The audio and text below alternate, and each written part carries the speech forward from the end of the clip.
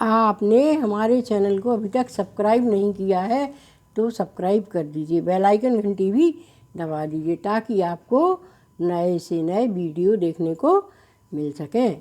भगवान शिव के चमत्कार की कहानी सुना रही हूँ। कहानी तो बहुत ही सुंदर है, शायद आपको भी पसंद आए। सुनिए। राजा परीक्षित जो है, जब जो है राजा कंस का मुकुट लगाकर निकले तो कलयुग उसमें बैठ गया राजा परीक्षित के मुकुट में, क्योंकि वह कंस का मुकुट था और राजा परीक्षित ने कह दिया था कि तुम जो है स्वर्ण में रह सकते हो। और वह घूमने निकले, तभी उनको प्यास लगी तो वो मुनि जी के आश्रम में पहुंच गए। उन्होंने मुनि जी को प्रणाम किया और कहा हमें प्यास लगी है, हमें प्यास लगी है। लेकिन मुनि जी ध्यान मग्न थे, इसलिए उन्होंने कोई ध्यान नहीं दिया। तो राजा को क्रोध आ गया। क्रोध आने से, क्योंकि कलयुग उनके सर पर बैठ गया था ना, तो उनकी मति भ्रम हो गई थी। क्रोध आने से उन्होंने एक मरा हुआ सांप मुनि के बगल में पड़ा था तो अपने धनुष बाण से उठाकर उनके गले में डाल दिया। जब मुनि जी के पुत्र आए और उन्होंने देखा कि मेरे पिता के गले में किसी ने मरा हुआ सांप डाल दिया है, तो उन्होंने श्राप दे दिया कि 7 दिन में आपको यह सांप काटेगा, तक्षक सांप काटेगा और आप जो है मर जाओगे। अब जब मुनि ने ध्यान से देखा तो उन्होंने कहा अरे आपने ये तो बहुत गलत श्राप दे दिया, ये तो राजा परीक्षित थे। उन्होंने कहा हमने तो पिताजी अब श्राप दे ही दिया है। तो मुनि बेचारे बड़े चिंतित हो गए, अब क्या करते, श्राप तो बेटे ने दे ही दिया था।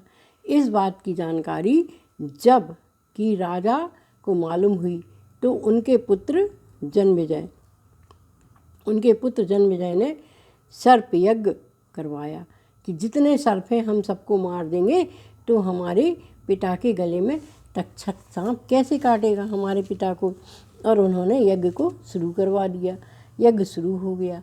अब जो है सांप आते जाते और मरते जाते, यज्ञ में उनकी आहुतियाँ दी जाती थी। तो जो है बहुत सारे सांप को यज्ञ में डाल दिया गया।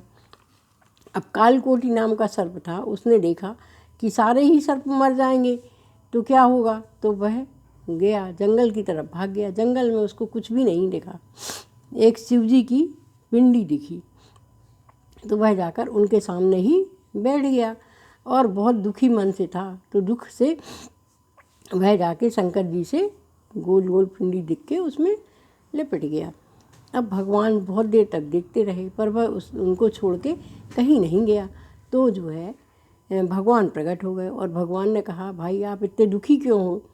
तो उन्होंने कहा कि जन्मेजय जो है काल सर्प यज्ञ कर रहा है और सारे सांपों की आहुति दी जा रही है, तो हम क्या करें, हमें तो अपने प्राण बचाना है, हम आपकी शरण में आए हैं।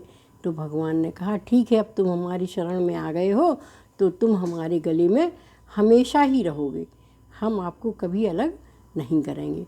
तो देखिए भगवान की जो है महिमा कि उन्होंने एक सर्प को भी अपने यहाँ स्थान दे दिया और वो गले में जाकर लिपट गया था तो वह गले में ही शिवजी के रहने लगा।